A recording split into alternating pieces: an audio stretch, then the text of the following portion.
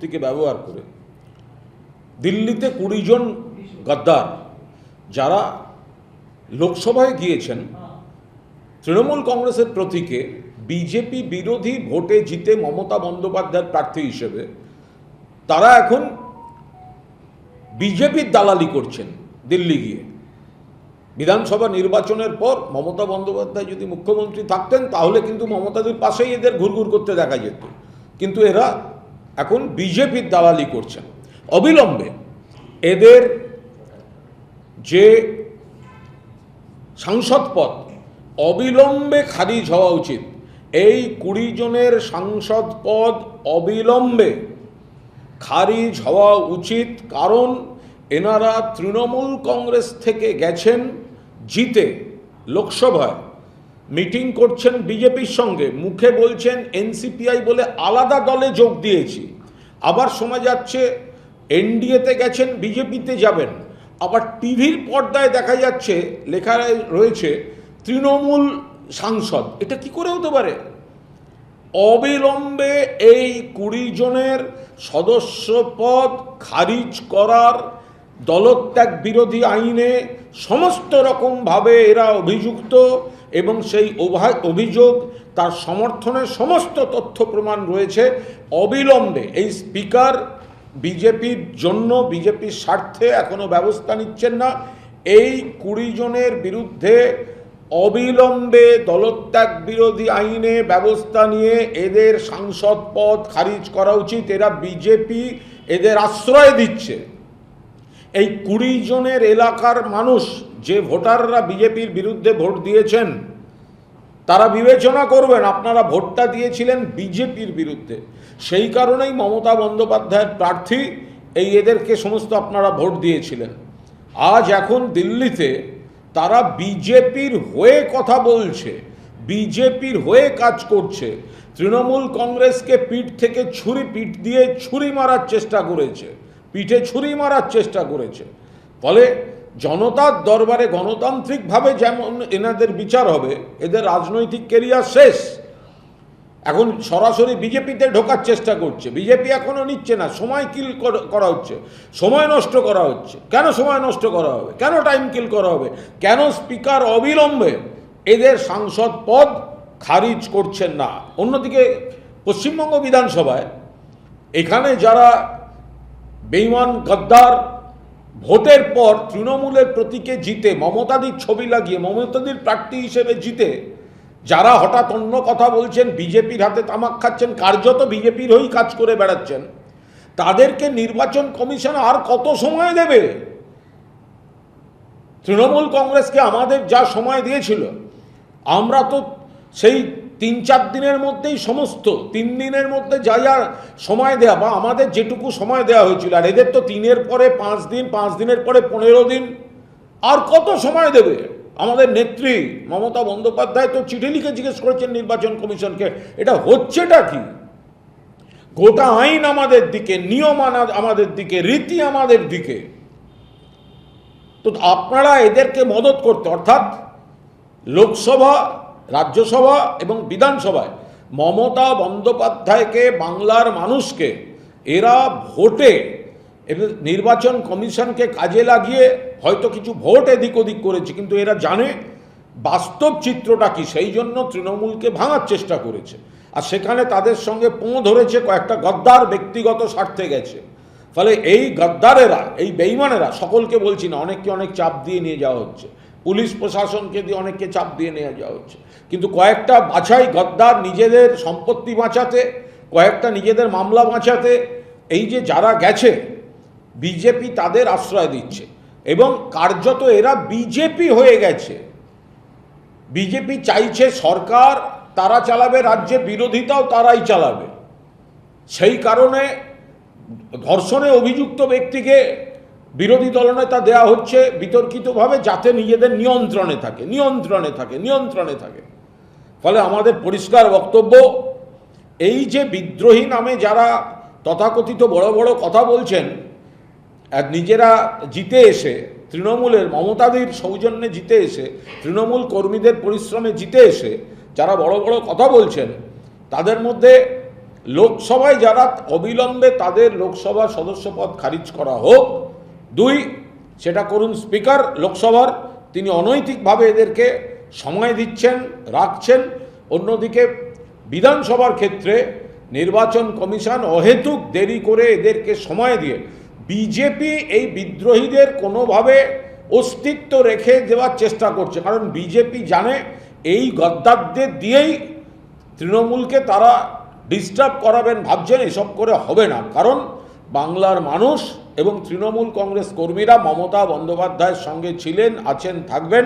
21শে জুলাইয়ের সমাবেশের বৈপরীত্য, অর্থাৎ মেয়র রোডে প্লাস্টিকের চেয়ার ভরছে না আর এখানে জনসমুদ্র, এইটা দেখার পর আরও মরিয়া হয়ে বিজেপি অনৈতিকভাবে এই কাঠামোগুলোকে ব্যবহার করে সংসদীয় এবং পরিষদীয় এবং নির্বাচন কমিশনকে ব্যবহার করে, কাঠামোগুলোকে ব্যবহার করে এই নীতিভ্রষ্ট যারা বেঈমান তাদেরকে অস্তিত্বটা রেখে দেওয়ার অপচেষ্টা চালাচ্ছে। যে তিনজন সাংসদ এনডিএর বৈঠকে যাননি, কেন যাননি তো আমি বলতে পারবো না, কিন্তু তারাও নিশ্চয়ই এটা বিবেচনা করবেন। তারা যে মানুষের ভোটে জিতে গেছেন, এই 20 জনেরই সেটা বিবেচনা করা উচিত। তখন কিন্তু মমতাদির ছবিটা লাগিয়ে আপনারা ভোট করেছেন, বিজেপির বিরুদ্ধে ভোট করেছেন। যে মানুষ বিজেপির বিরুদ্ধে ভোট দিয়েছে, আপনারা সেই ভোটে জিতে দিল্লি গেছেন। এখন যদি বিজেপির তাবেদারি করেন, বিজেপির দালালি করেন, সেটা আপনার এলাকার মানুষ কি ঠিকভাবে নেবেন? নিচ্ছেন না তারা। ফলে সাংসদরা কি করবেন তাদের সিদ্ধান্ত তাদের উপর।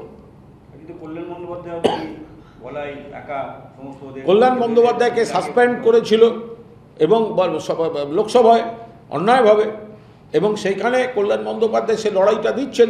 তিনি তো গদ্দারদের লিস্ট বলে একটা ছবি সহ তালিকা ঝুলিয়ে এককভাবে, এগুলো তো প্রতীকী একটা প্রতিবাদ তিনি সংসদে করছেন, এবং অন্য দল কংগ্রেস থেকে শুরু করে অন্য সব দল এগিয়ে এসে তাদের সঙ্গে কথা বলছে, তাকে উৎসাহ দিচ্ছেন। এবং এই যে বিজেপি বিভিন্ন রাজ্যে বিরোধীদের ভাঙিয়ে ভাঙিয়ে ভাঙিয়ে ভাঙিয়ে যে রাজনীতিটা করছে, মানুষের কাজ করার তাদের সময় নেই। গোটা দেশ নানা রকম সমস্যায়, সাধারণ মানুষ, গরিব মানুষ, মধ্যবিত্ত, নিম্নবিত্ত, কৃষক, শ্রমিক, বিভিন্ন পেশার মানুষ, ছাত্ররা সমস্যায়, আর এরা শুধু দল ভাঙিয়ে করছে।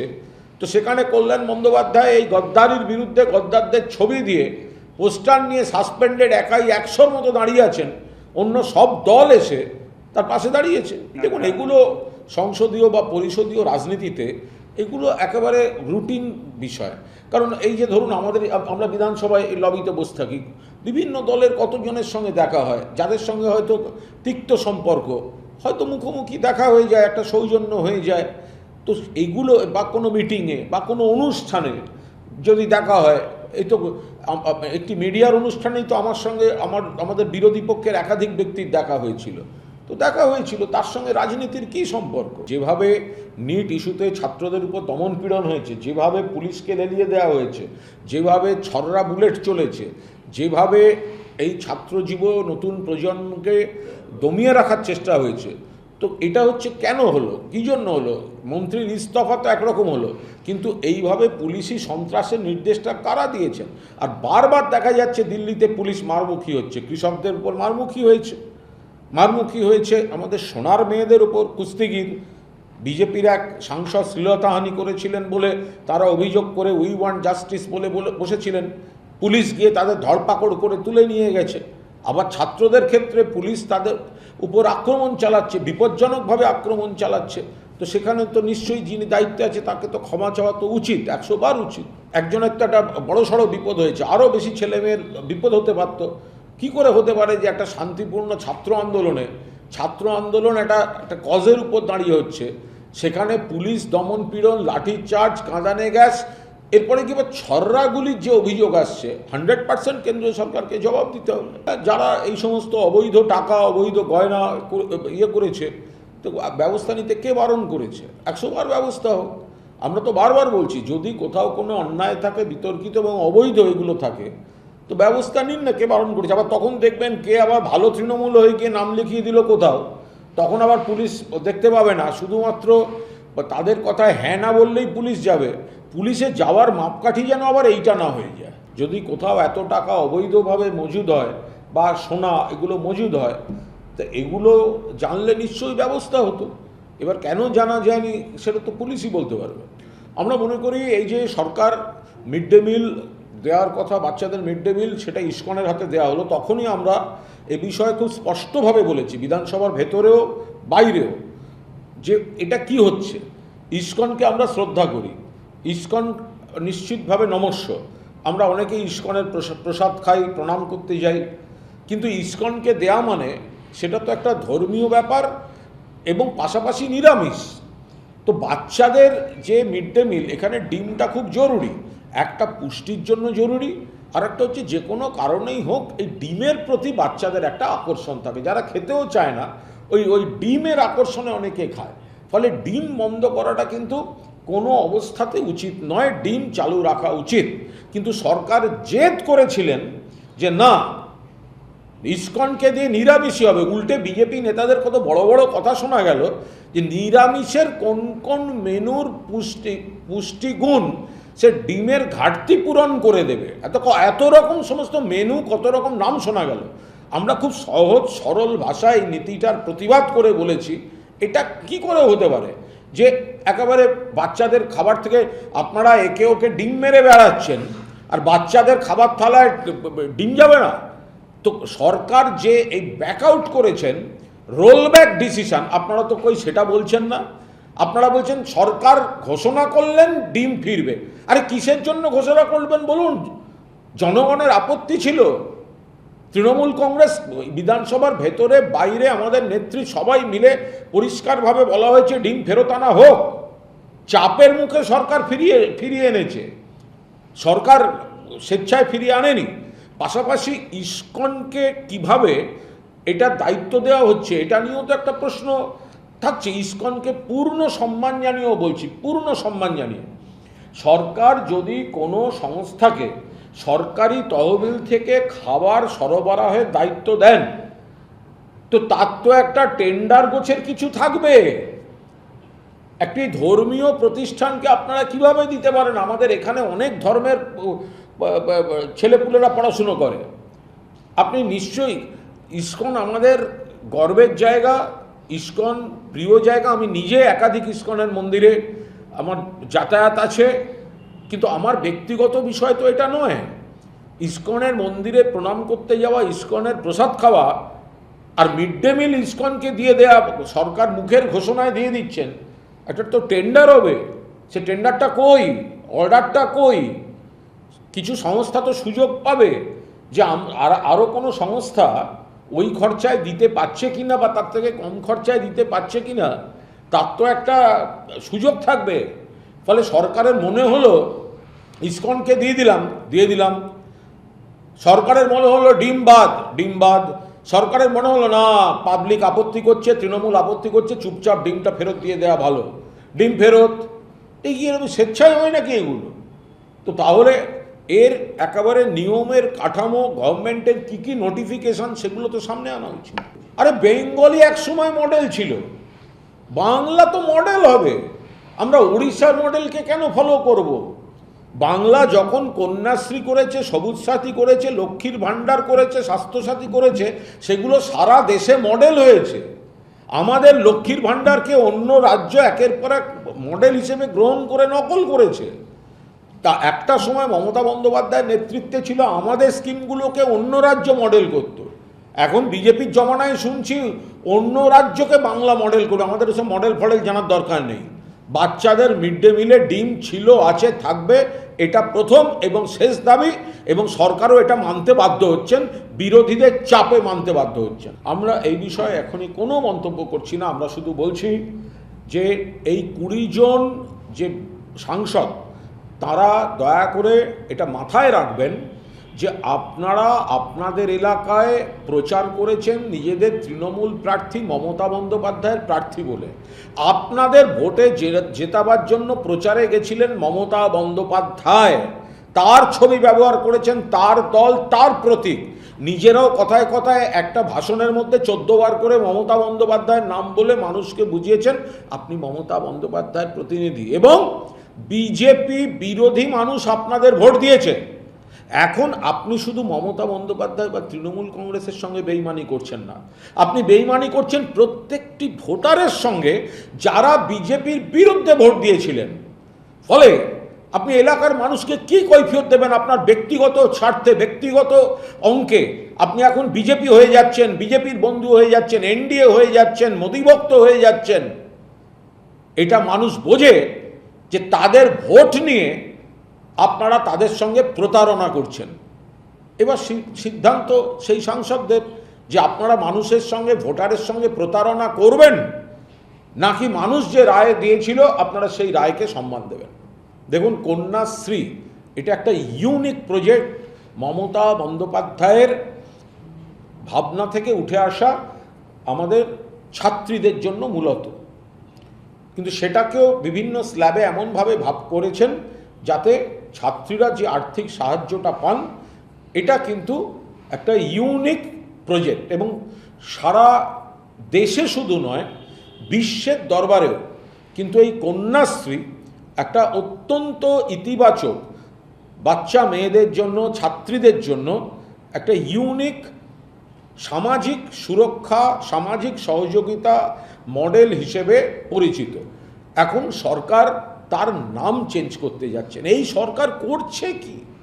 শুধু নাম চেঞ্জ। কাজ করে গেছে দিল্লিতে, দেখুন কাজ করে গেছে যেগুলো ইউপিএ সরকার বা কংগ্রেস বা জোট ইউপিএ সেইগুলিকে নিজেদের বলে চালাতে গিয়ে নাম চেঞ্জ করছে। রেলের কাজ করে গেছেন মমতা ব্যানার্জি, নাম চেঞ্জ করছেন। রাজ্যে ক্ষমতায় আসার পর নাম চেঞ্জ হচ্ছে।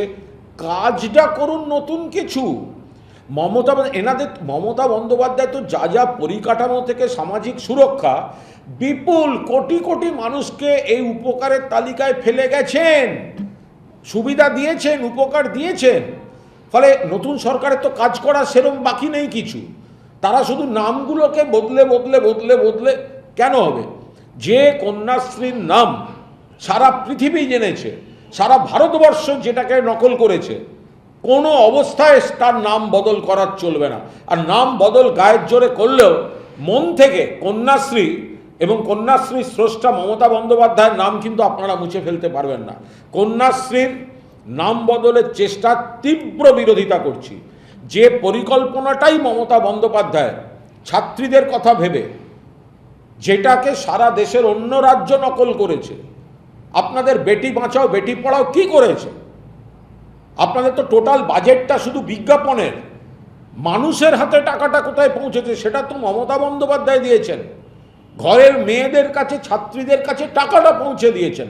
আপনাদের বেটি বাঁচাও বেটি পড়াওতে শুধুমাত্র তো নরেন্দ্র মোদীর ছবি দিয়ে বিজ্ঞাপন করেছেন। আপনারা তো বলেন ওটা হচ্ছে সচেতনতা। আরে কিসের সচেতনতা? আরে হাতে টাকাটা দিন তাকে খরচা করার। সেটা তো দিয়েছেন মমতা বন্দ্যোপাধ্যায়। আজকে সেই মমতা বন্দ্যোপাধ্যায় সেই স্বপ্নের কন্যাশ্রী, যেটা বাংলার ঘরে ঘরে পরিচিত, এইভাবে কন্যাশ্রীর নাম বদল করে কিন্তু কন্যাশ্রীকে এবং কন্যাশ্রীর স্রষ্টা মমতা বন্দ্যোপাধ্যায়ের নাম, এই দেয়া নাম বদল করে এদের কাজের অবদানকে কিন্তু ছোট করা যাবে না, মুছে ফেলা যাবে না। তীব্র বিরোধিতা করছি এই অপচেষ্টা। নিজেদের মাথা থেকে কিছু বের করে একটা স্কিম করুন না। স্বাস্থ্যসাথীকে ডিস্টার্ব করতে গিয়ে তো আয়ুষ্মান ভারত এনে অর্ধেক লোককে বিপদে ফেলেছেন। এখন তো বলতে হচ্ছে যারা আয়ুষ্মান ভারত পাবে না তাদের জন্য আলাদা একটা 5 লাখ টাকার মুখ্যমন্ত্রী আলাদা একটা বিমা করবেন। এত কথার কি দরকার ছিল?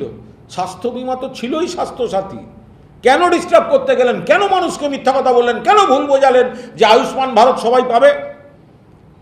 আমরা তো বারবার বলেছি আয়ুষ্মান ভারত সবাই পাবে না, পাবে না, পাবে না। মানুষ ওদের কিছু লোক বিশ্বাস করে ভোট দিয়েছেন। এবার বুঝুন, মানুষ পাচ্ছেন না সবাই। এখন সরকারকেই বলতে হচ্ছে যারা আয়ুষ্মান ভারত পাবে না তাদের আলাদা একটি 5 লাখ টাকার বিমা। আরে ভাই, স্বাস্থ্যসাথীই তো ছিল। মমতা বন্দ্যোপাধ্যায় তো স্বাস্থ্যসাথীটা করে গেছেন, তো তাহলে সেটাকে ডিস্টার্ব করার কি দরকার ছিল? তাহলে নতুন বিজেপি সরকার শুধুমাত্র এই হুমকি, পুলিশ এগুলোর বাদ দিয়ে আরে নিজেরা কিছু নতুন কাজ করার চেষ্টা করুন না। মমতা বন্দ্যোপাধ্যায়ের কাজগুলো তো মানুষের উপকার করেছে, কেন তাদের ডিস্টার্ব করে নিজেদের কাজ বাড়াচ্ছেন আর মানুষকে ভোগাচ্ছেন? তো সিবিআই দীর্ঘদিন ধরে তদন্ত করেই যাচ্ছেন। আরজি করে 24 ঘন্টার মধ্যে পুলিশ অ্যারেস্ট করেছিল, মমতা বন্দ্যোপাধ্যায়ের পুলিশ মূল অভিযুক্তকে অ্যারেস্ট করে নিয়েছিল। ওরাই বললেন সিবিআই চাই, সিবিআই করেছেন। আবার ওরাই বললেন সিবিআই মানি না। এখন সিবিআই একের পর এক রিপোর্ট দিয়েছে। 3টে কোর্ট, মহামান্য কোর্ট গোটা কেসটার সঙ্গে নজরদারি করেছেন। Trial court, high court, supreme court, সেখানে সবাই বলার সুযোগ পেয়েছেন। এখন আবার একটা সরকার বদলের পর একটা রাজনৈতিক ন্যারেটিভ তৈরি করার চেষ্টা হচ্ছে। তো সিবিআই এত দিন ধরে তো সুযোগ পেয়েছে, আর সিবিআই তো কেন্দ্রীয় সরকারের, তো এতদিন ধরে তদন্তে আবার নতুন তারা কি করবেন, তারা কি করছেন সেগুলো রিপোর্ট না দেখলে বলা যাবে না, কিন্তু এতদিন তো তারা করেছেন। এবং তাতে যা দাঁড়িয়েছিল, তাতে রাজ্য সরকারের পুলিশ, কলকাতা পুলিশ যা তদন্ত করেছে, সিবিআই তদন্ত তো তাকে মান্যতাই দিয়ে এসছে। এখন জোর করে কোনো রাজনৈতিক নির্দেশ দিয়ে সিবিআইকে কি বলা হচ্ছে সে তো আমরা জানি না। তারাতলায় এই যে বিপর্যয়টা হলো, এত মানুষের মৃত্যু, তার জন্য কিছু লোককে সাসপেন্ড করা হয়েছে, কিছু লোককে অ্যারেস্ট করা হয়েছে। কিন্তু মাননীয় মুখ্যমন্ত্রী বিধানসভায় যখন কারুর সই দেখিয়ে বলছেন কাউকে ছাড়া হবে না, এই কাউকেটা কে? শুধুমাত্র কয়েকজন অফিসারকে সাসপেন্ড করে কেস ফাইল বন্ধ হয়ে যাবে, আবার অনেকে ভালো তৃণমূল হয়ে চলে যাবে, আর মুখ্যমন্ত্রী এই ফাইলগুলোকে ব্যবহার করবেন তৃণমূলকে ডিস্টার্ব করার জন্য বা ভাঙার জন্য। এটা তো চলতে পারে না। মুখ্যমন্ত্রী বিধানসভায় কেন দেখালেন? দেখুন কার সই। আমরা তো জানতাম না, আপনি দেখিয়েছেন। ওই নথি তো আমরা দেখিনি। ওই সই যদি অপরাধ থাকে তাহলে কেন আপনি ব্যবস্থা নিচ্ছেন না? আর যদি সইতে অপরাধ না থাকে তাহলে আপনি বিধানসভায় বাজারটা গরম করলেন কেন? তার মানে আপনি শুধু এইগুলোকে করছেন চাপ দিয়ে, কিছু লোককে দল ভাঙিয়ে, ক্যাম্প ভাঙিয়ে এইসব করার জন্য এই ধরনের হুমকিগুলো দেওয়া হচ্ছে। কাদের কজনকে অ্যারেস্ট, কজনকে অমুক, আপনি বলছেন কাউকে ছাড়া হবে না, মাথা পর্যন্ত পৌঁছবো। কোথায় মাথা? সেগুলোকে তো আপনারা দলবদল করার জন্য মাথা গুনতিতে ব্যবহার করছেন। শুধু আধিকারিকদের সাসপেন্ড করে এই চক্রকে বন্ধ করা যাবে না।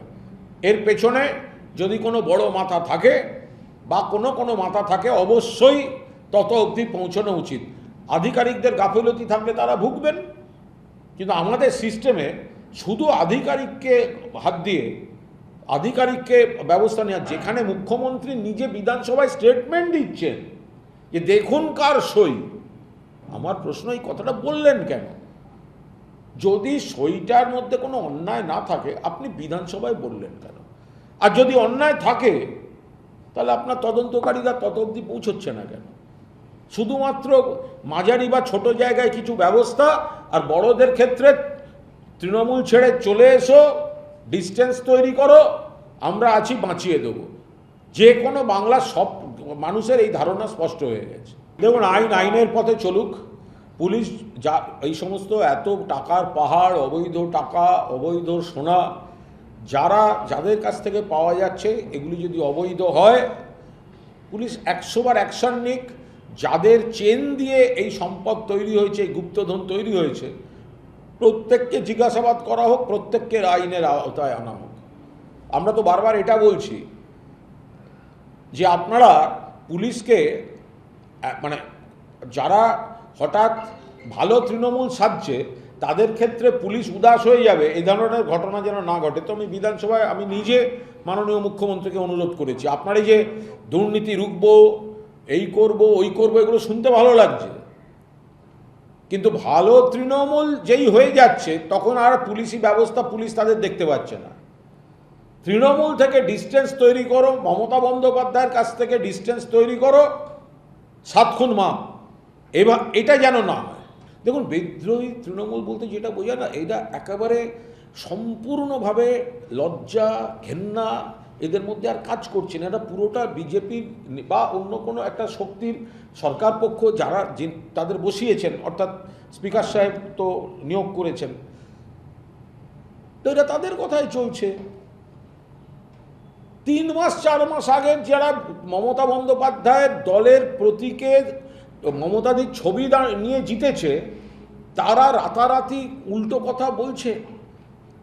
মানুষের বিবেক বলে একটা কথা থাকে, অকৃতজ্ঞতা বিশ্বাসঘাতকতার একটা সীমা থাকা উচিত।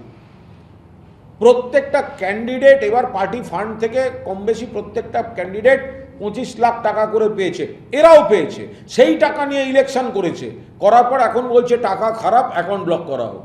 কত কত বড় বিশ্বাসঘাতক হলে এই ধরনের কাজগুলো করতে পারে বলুন তো? ফলে ওরা বিজেপির মদত পাবে, সরকারের মদত পাবে, পুলিশের মদত পাবে, প্রচুর ধন সম্পত্তির ওই বাড়ি দখল করতে পারবে পুলিশের সাহায্য নিয়ে, বাড়িওয়ালার সাহায্য সব পাবে। কিন্তু কর্মী সমর্থকের প্রশ্নে ওই মেয়র রোডের ফাঁকা প্লাস্টিকের চেয়ার ওদের জন্য অপেক্ষা করছে। মানুষের মনে, কর্মীদের মনে, বাংলার মানুষের মনে এই বিশ্বাসঘাতক গদ্দার নিকৃষ্ট শ্রেণীর রাজনীতিবিদদের কোনো জায়গা নেই। উত্তরবঙ্গ নিয়ে এর আগেও বহু উদ্যোগ নিয়েছেন প্রাক্তন মুখ্যমন্ত্রী মমতা বন্দ্যোপাধ্যায়। উত্তরবঙ্গে এই ধরনের উত্তরবঙ্গের শিল্পগোষ্ঠী বা বাইরের শিল্পগোষ্ঠী যারা উত্তরবঙ্গে লগ্নি করতে চান, এই ধরনের বহু বৈঠক হয়েছে এবং কার্যকরী বৈঠক হয়েছে। উত্তরবঙ্গে বহু শিল্পের ক্ষেত্রে নতুন করে পরিকাঠামো উন্নয়ন, রাস্তাঘাট, আলো, জল, বিদ্যুৎ সব সাজিয়ে দিয়েছেন মমতা বন্দ্যোপাধ্যায়। বহু বিনিয়োগ শুরু হয়েছে, বহু শিল্পপতি বিভিন্ন কাজ করছেন। ফলে যে আসল কাজগুলো ভিত্তিপ্রস্তর স্থাপন করে, পরিকাঠামো তৈরি করে, লগ্নি আনা শুরু করে, এই কাজটা তো মমতা বন্দ্যোপাধ্যায় করে দিয়েছেন। তো এখনকার সরকার যদি কোনো বৈঠক করেন, আরও কিছু করতে কন্টিনিউটি রাখেন তো ভালো।